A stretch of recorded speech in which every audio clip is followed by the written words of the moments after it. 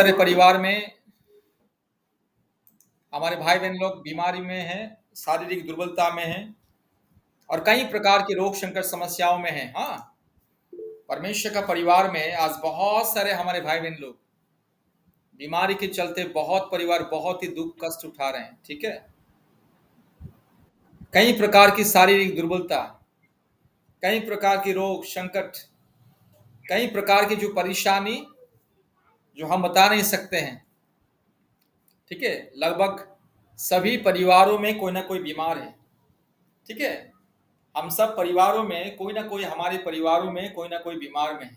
ठीक है, बीमार के चलते हजारों रुपया खर्चा करते हैं हम लोग,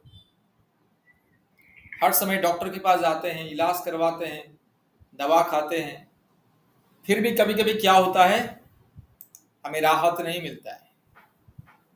लेकिन हमारे परमेश्वर कहता है कि मैं तुम्हें चंगा करने वाला परमेश्वर। ठीक है, परमेश्वर क्या कहता है, मैं तुम्हारा परमेश्वर जो तुम्हें चंगा करता हूं। ठीक है, परमेश्वर हमारे वो चंगा करने वाला परमेश्वर। ठीक है,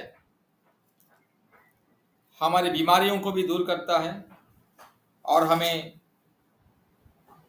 चंगा करता है। कोई निर्गमन का किताब जरा कोई भी निकाले, जरा पढ़िए, तो उसके बाद प्रार्थना करेंगे।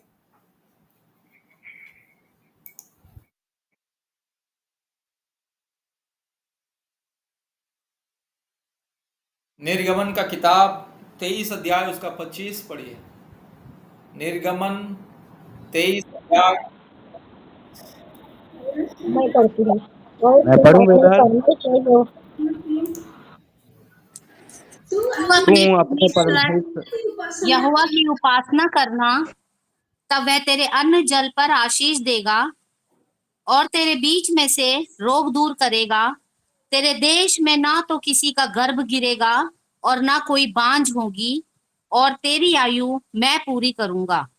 आमीन आमीन आमीन आमीन आमीन। बहुत बहुत धन्यवाद। ठीक है, आमीन आमीन। इतना अद्भुत बातें लिखी गई है। देखिए, अद्भुत बात क्या, बहुत बहुत धन्यवाद सिस्टर।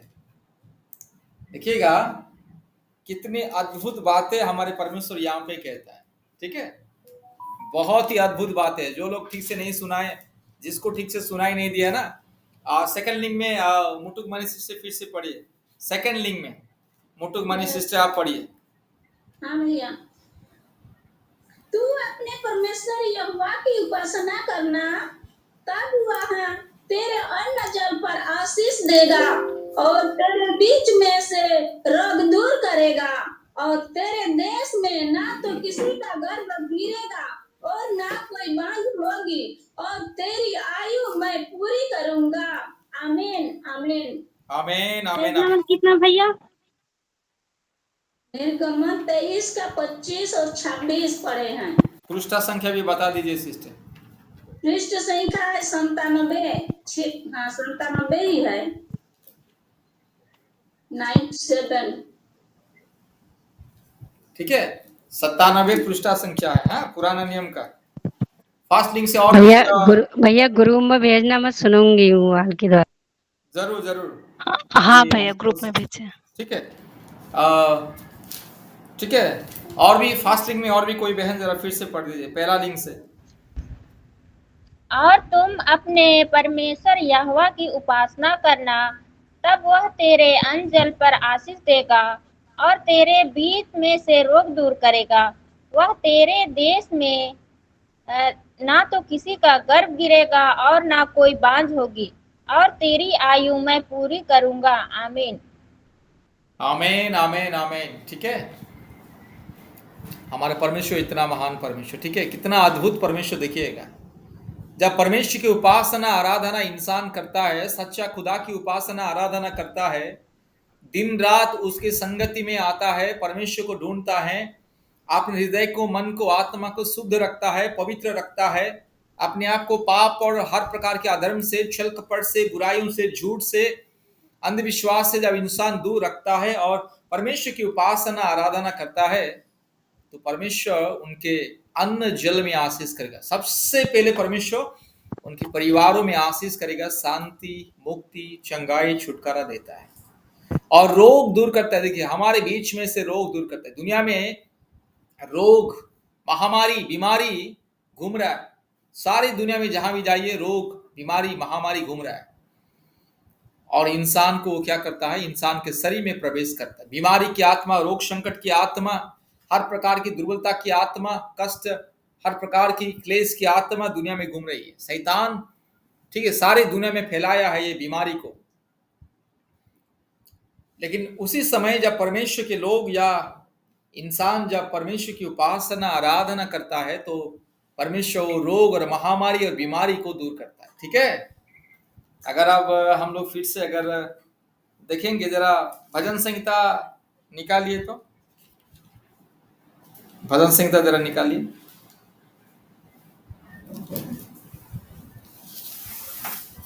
भजन संहिता जरा निकालिए जल्दी। भजन संहिता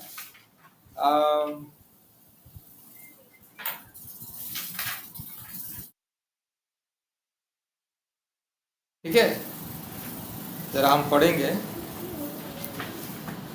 91 अध्याय 91 का।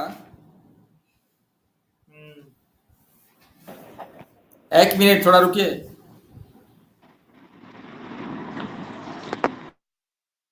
हाँ 10, 91 का 10 पढ़िए। 91 का 10, 91 का 10 पढ़िए। हे परमेश्वर, मेरे अंदर शुद्ध मन वो उत्पन्न नहीं कर 91।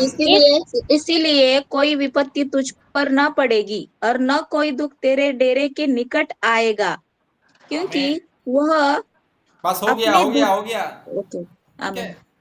इसीलिए कोई विपत्ति तुझ पर ना पड़ेगी, ना कोई दुख तेरे डेरे के निकट आएगा।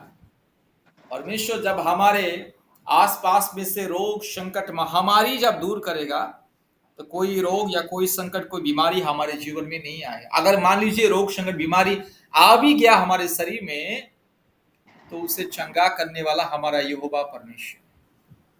ठीक है।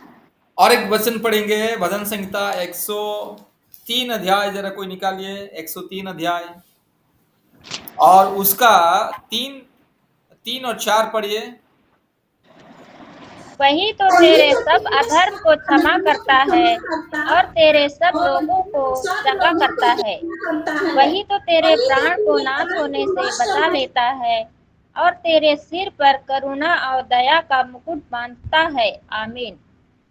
आमीन, आमीन, आमीन। वही मतलब कौन है? यहोवा परमेश्वर। ठीक। उसके अलावा और दुनिया में कोई ईश्वर, कोई खुदा, कोई व्यक्ति नहीं है जो इंसान को रोग, संकट, समस्या, बीमारियों से मुक्ति देने के लिए। ठीक है। फालतू में, बेकार में इंसान हर प्रकार की करोड़ों करोड़ों देवी देवताओं को या भूत प्रेत, चुड़ैल डायन को या जीव जंतु को पूजा करता है। कुछ नहीं मिलता है, सब बेकार, जिंदगी बेकार। ठीक है। हमारे पूर्वज भी हर प्रकार के जीव जंतु, हर प्रकार की झूठी मूर्त, अभी गीत में सुन रहे थे ना कि हे यहोवा मुझे तेरी जरूरत है, तू कोई झूठी मूर्त नहीं है करके गीत में लिखा है कि तू सच्चा खुदा है, तू कोई झूठी मूर्त नहीं है मेरे खुदा करके। ठीक है। तो वही मतलब एकमात्र परमेश्वर, एकमात्र सृष्टि करता है। अभी देखिएगा, बच्चा जब रोता है तो कौन दूध पिलाता है? माँ के अलावा और कोई दूध पिलाता है दुनिया में? कोई नहीं। नहीं माया पिलाता है। माँ के अलावा दुनिया में कोई भी बच्चे को दूध नहीं पिलाती है, याद रखिएगा। ठीक है। दुनिया में एक बच्चे को बहुत सारे नाना नानी, दादा दादी, चाचा चाची, अंकल आंटी, मौसी, ठीक है, भाई बहन सब लोग रहते हैं। लेकिन जब बच्चा जब रोता है, छोटा बच्चा, केवल माँ ही दूध देती है। ठीक है। माँ ही समझती है अपने बच्चे की दुख और कष्ट को। ठीक है। माँ ही बच्चे को जितना परवरिश करती दुनिया में कोई नहीं करता है।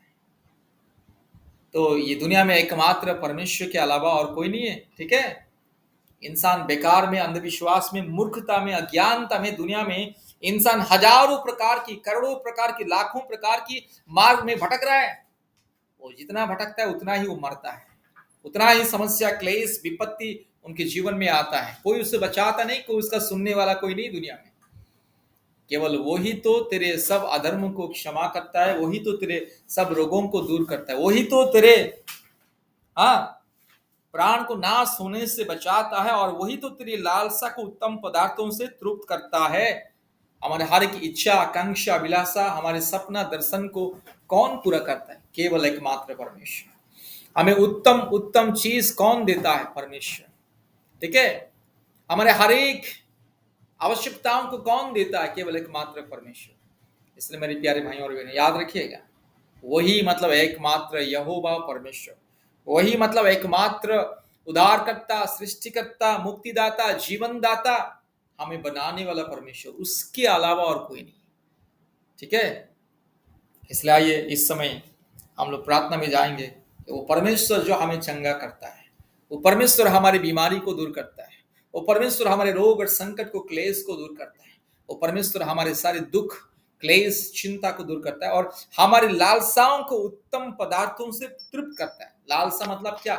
हर एक इंसान को एक इच्छा रहता है, आकांक्षा रहता है कि मुझे पैसा मिले, रुपया मिले, मुझे धन संपत्ति मिले, और मुझे अच्छे से मैं अच्छा खाना खा पाऊं, अच्छा कपड़ा पहनूं, अच्छे घर में रहूं, अच्छे से मैं जिंदगी व्यतीत करूं, खुशी से, शांति से रहूं, हमारा पति का इनकम बढ़े, हमारे परिवार में अच्छे रोजगार आए, और हमारे परिवार में कोई दुख ना आए, कोई समस्या ना आए, कोई बीमारी ना आए, कोई शत्रु हमें परेशानी ना करे। ये इंसान का एक अभिलाषा, मतलब इच्छा, आकांक्षा, इंसान का एक क्या होता है?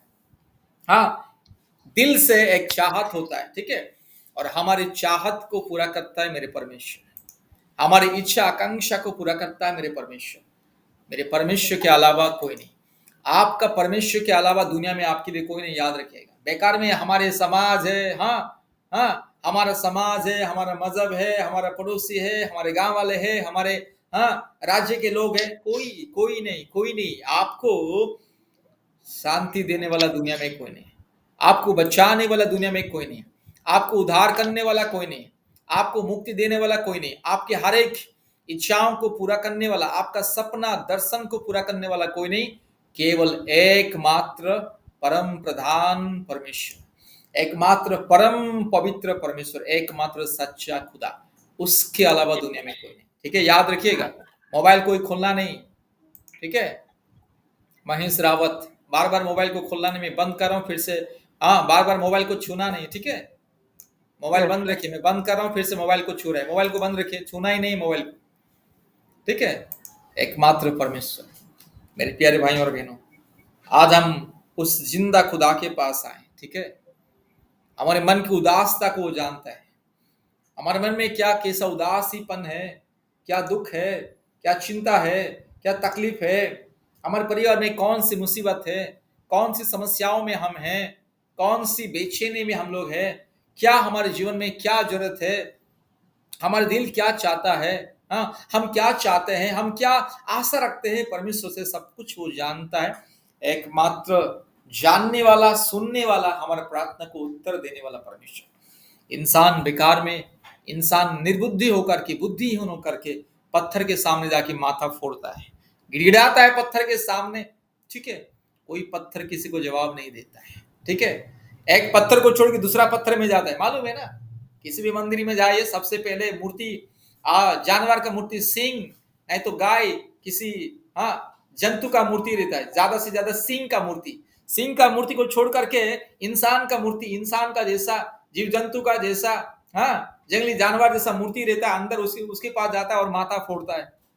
ना मूर्ति सुनता है, ना देखता है, ना बोलता है, ना कुछ करता है। जो मूर्ति अपनी जगह से कभी हिल नहीं सकता है, वो मूर्ति क्या करेगा?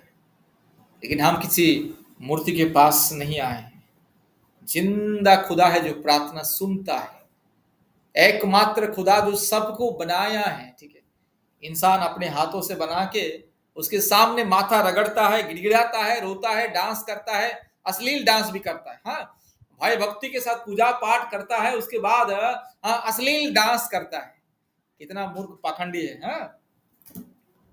हम ऐसे किसी मूर्त के पास नहीं आए। ठीक है, जिंदा खुदा के पास आए, एकमात्र सच्चा खुदा के पास आए। इसलिए मेरे प्यारे भाइयों और बहनों, इस समय आइए हम लोग प्रार्थना में जाएंगे। सब लोग प्रार्थना में ध्यान दीजिएगा। नींद जिसको आ रहा है ठीक है, मुंह धो करके आइए। जिसको अगर नींद आ रहा है मुंह धो करके आइए। सुबह सुबह कोई सोना नहीं है। ठीक है, अभी 10, 12, 12:30 बजा है, ठीक है, रात 12 नहीं है।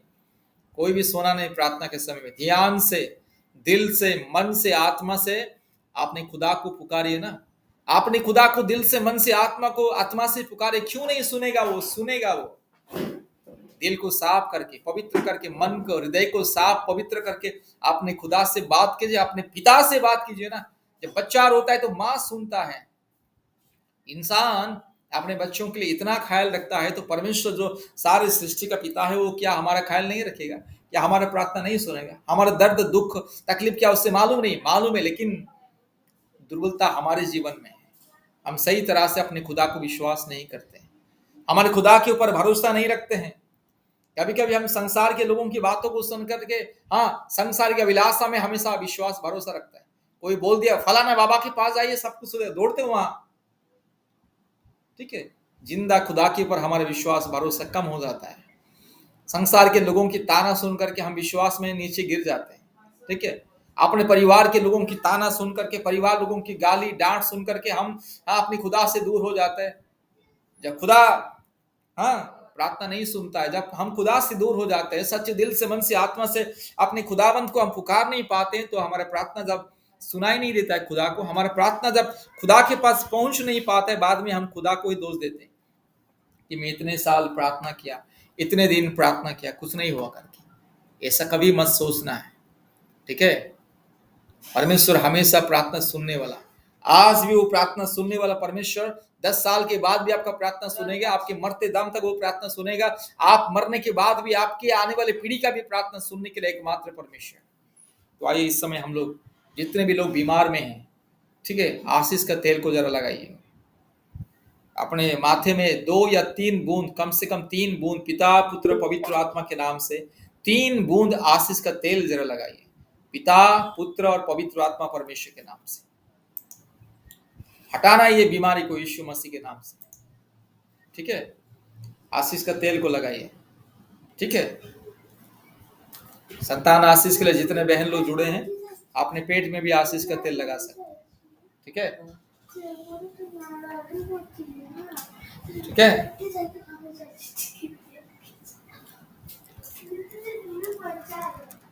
ठीक है, आइए वर्तमान सब लोग अपने मोबाइल को